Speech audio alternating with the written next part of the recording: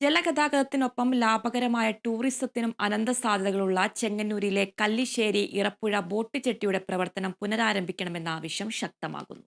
Chengannur boat ജെട്ടിയിലെ ജലഗതാഗത സംവിധാനങ്ങൾ വിസ്തൃതിയിലായിട്ട് 3.25 പതിറ്റാണ്ട് തികയുകയാണ്. ചെങ്ങന്നൂരിന്റെ ഗതകാല പ്രതാപത്തിന്റെയും വികസനത്തിന്റെയും ഭൂപടത്തിൽ മുഖ്യസ്ഥാനം വഹിച്ചിരുന്ന പമ്പയാറ്റിലെ ചെങ്ങന്നൂർ ഇറപ്പുഴ ബോട്ട് ജെട്ടി 1967 നിലവിൽ വന്ന കേരളത്തിലെ 11 സ്റ്റേഷനുകളിൽ ഒന്നായിരുന്നു.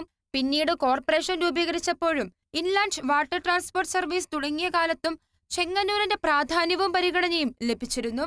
ദിവസം 14 സർവീസ് വരെ നടത്തിയിരുന്നു.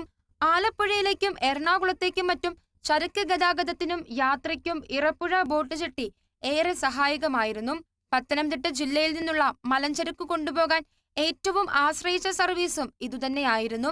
ബോട്ട് സർവീസ് നിർത്തലാക്കിയതോടെ ചെങ്ങന്നൂരിൽ നിന്നും പുറത്തേക്കുള്ള ഏക ജലഗതാഗത മാർഗവും ഇല്ലാതായി.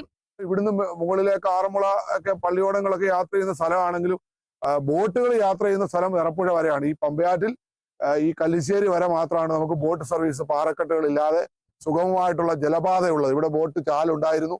അത് വളരെ കാലം പഴക്കമുള്ള ഒരു ബോട്ട് സർവീസാണ് നിർത്തിവെക്കപ്പെട്ടത്. അതുകൊണ്ട് ഈ ടൂറിസം മേഖലയുടെ പ്രാധാന്യം മനസ്സിലാക്കി ഗവൺമെന്റിന്റെ വരുമാനം നോക്കിയാണെങ്കിൽ പോലും ഇത് ആരംഭിച്ചാൽ തീർച്ചയായിട്ടും ഒരിക്കലും നഷ്ടം ഉണ്ടാകുന്ന സാഹചര്യമില്ല.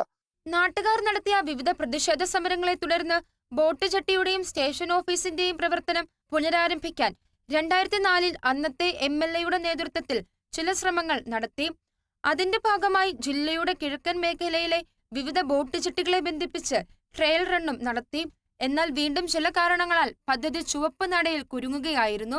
അതിനിടെ ആലപ്പുഴയിൽ ആരംഭിക്കാനിരുന്ന വാട്ടർ മെട്രോ പദ്ധതിയിൽ ചെങ്ങന്നൂരിനെയും ഉൾപ്പെടുത്തണമെന്ന ആവശ്യവും പരിഗണിക്കപ്പെട്ടില്ല. കൊല്ലം തേനി, അതായത് ഇപ്പോഴത്തെ MC road, Kollam Theni road ഇവിടുന്ന് കൂടി 250 മീറ്റർ 300 മീറ്ററേ ഉള്ളൂ. ഇതും അതിനടുത്തുള്ള ഉള്ളതുകൊണ്ട് ഈ ആൾക്കാർക്ക് പോക്കുവരവ് സംബന്ധിച്ചും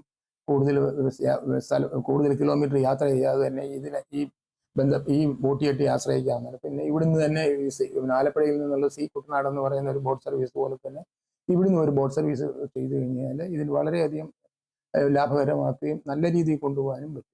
ബോട്ട് ജെട്ടിയും സർവീസും പുനരാരംഭിക്കുന്നതോടെ ആറന്മുള പള്ളിയോടങ്ങളെ പങ്കെടുപ്പിച്ച് ഇറപ്പുഴ കേന്ദ്രീകരിച്ച് നടന്നുവരുന്ന നൂറ്റാണ്ടിന്റെ ചരിത്രവും പാരമ്പര്യവുമുള്ള ചെങ്ങന്നൂർ ചതയം ജലോത്സവത്തിനും ഏറെ പ്രയോജനം ചെയ്യും. ഇറപ്പുഴയിൽ വാട്ടർ സ്റ്റേഡിയത്തിനുള്ള സാധ്യതയും ഏറെയാണ്.